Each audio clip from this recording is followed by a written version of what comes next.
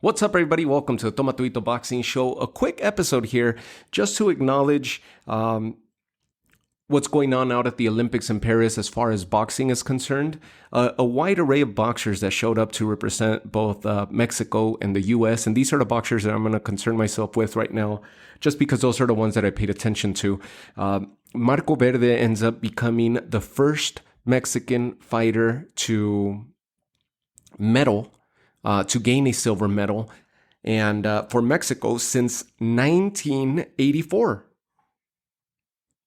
So that was a huge feat for him. He had the entire country backing him up. You had boxers of note from Mexican boxers, from the Marquez brothers to Canelo Alvarez to Chavez, to you name it. People were just tuned in because what this kid was doing was something sensational. And the way that he's fighting, he's definitely not your traditional Mexican boxer, but he's a very elusive boxer that goes forward, lunges forward, and connects. Has fast combinations, not your traditional Mexican boxer like a pit bull style, but definitely more of a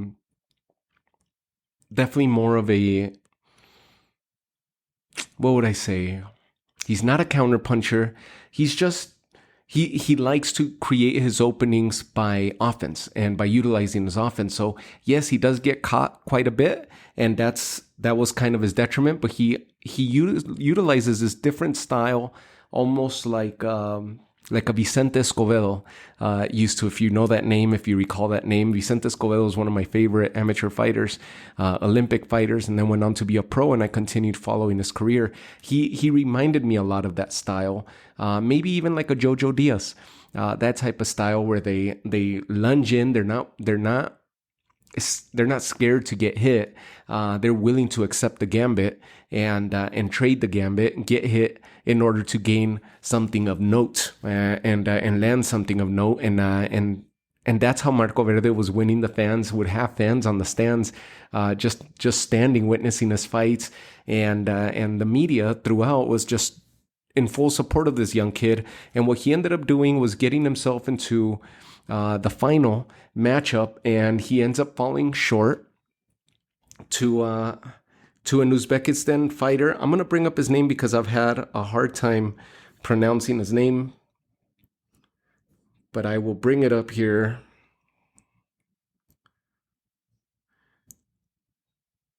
I was trying to practice his name, and hold on, give me a second here. Why am I having such a hard time finding him? So Uzbekistan's fighter, Asad Kuja Muidin Kujayev. The Uzbeki fighter ends up dethroning the American fighter. Beats him in the semifinal, and that fighter being Omari Jones. Omari Jones became the last hope for the U.S. to be able to gain a medal, walk away with a medal in boxing, and he does. So Omari Jones represents the U.S., and he's the second fighter I wanted to talk about because Asekuja Muidin Kujayev, I'm sure I'm chopping that up, but Muidin Kujayev defeats Omari Jones in the semifinals, handing Omari Jones a bronze medal, moves on to the final, and runs into Marco Verde. Marco Verde defeated British fighter Lewis Richardson in the semifinal. Lewis Richardson also walks away with a bronze medal. And Marco Verde, by defeating Richardson, got himself into the final. Muidin Kujayev defeats Omari Jones. Omari Jones gets the other bronze medal. So Richardson and Omari Jones with bronze medals. The final matchup set between Marco Verde and Muidin Kujayev. And Muidin Kujayev defeats Marco Verde with a 5-0 victory in points. And gets the gold medal for Uzbekistan. Uzbekistan's been doing some amazing things in boxing, both for professionally and in the amateur ranks. And they've been representing themselves really well within the boxing, the different divisions that they represented. Marco Verde becomes a silver medalist for Mexico, a feat that no other boxer in Mexico had accomplished since 1984. And Omari Jones, and he's the sole medalist to come out of the Mexican boxing team for these Olympics, as is Omari Jones. Omari Jones walks away with a bronze medal, and the only boxer of the 8 boxers that represented the U.S. to come away with a medal. This is the welterweight division, and I can't wait to see when these guys, I don't know if they're going to go back for gold and give it another shot in 2028. But if they don't and they decide to turn pro, I think they're both ready. Their styles, as is Omari Jones, with that fast-paced, good footwork and fast punches and bunches, I guess, in succession. He throws in such quick succession, but he didn't land the heavier punches of note. He stayed away. Maybe gave too much respect to Muhyiddin Kujayev, and that's where the Uzbeki fighter ended up catching him and creating that initial lead. I think it was he jumped to a quick 3-0 lead, and it was because he countered him perfectly. He countered him and landed those power punches, and then the hesitancy of trying to break that space and not get caught again on behalf of Omari Jones is kind of what affected him in the semifinal matchup. And then he tried to come back on the score, which he did, and he scored several points in quick succession, but then he came out on the wrong end of the scorecards. Out of the 5 judges, 3 of the 5 ended up scoring it for Omari Jones, majority. For Muhyiddin Kujayev. 3 of the 5 judges ended up handing the win over. That fight between Muhyiddin Kujayev, let me bring him up. So when it was a 3-2 score, Muhyiddin Kujayev over Omari Jones. And of the 5 judges, 3 of the 5 judges handed it to Muhyiddin Kujayev to push him into the finals. Omari Jones came away with that bronze. Almost came back to muddy the waters there at the end and make it real complicated for the judges. But in the end, the majority won. Of the 5 judges, 3 saw it for Muhyiddin Kujayev, pushing him to the finals. 2 ended up scoring it for Omari Jones, but he just started his onslaught a little too late. Muhyiddin Kujayev gets all 5 judges on his side over Marco Verde. And Marco Verde's victory over Richardson was another one that was a really tight, down to the wire type fight, where Marco Verde ends up getting 3 of the 5 judges to see the fight his way.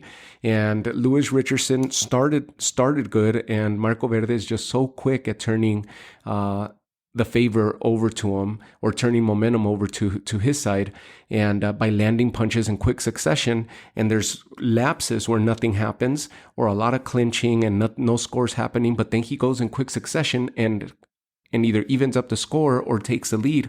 And that's how Marco Verde fights, and it's very exciting, very fan-friendly to see that style. He wasn't able to pull it off against Muhyiddin Kujayev, and all 5 judges see it for him, awarding him the gold medal. Marco Verde silver, Omari Jones and Lewis Richardson bronze medalist in the welterweight division.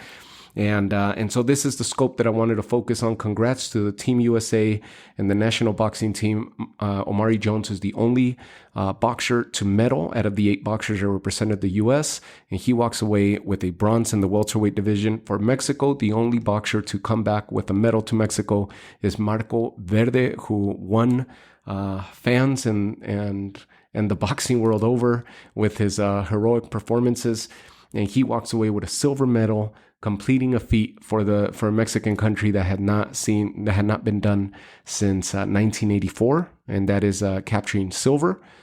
And of course, he was right there. He was just shy of winning that gold, but got bested by a solid Uzbeki fighter who is bound to turn pro, and if he does, he's gonna be problems. And then we'll have an Uzbeki welterweight fighter giving problems and shaking things up in the next few years. So congrats to Team Mexico, to the Mexican national boxing team, and congratulations to the USA Team USA national boxing team. They don't come away empty-handed. At least one of the fighters in each of the respective teams got a chance to medal, and they don't walk away empty-handed in the sport of boxing. So congrats. That's a good sign of things to come for Mexican boxing and for U.S. boxing. And well, I just wanted to highlight that. I just wanted to bring that to your attention in case you didn't follow it much. Marco Verde, keep an eye out on that name. Who knows if he'll represent Mexico again in 28? But if he turns pro, you definitely want to keep. And he has a very pro-friendly style already, just in the way that he carries himself in the ring, as does Omari Jones. But if he goes in 2028 and returns, he's still young. If he returns in 2028, and he already managed to get himself into the semifinals.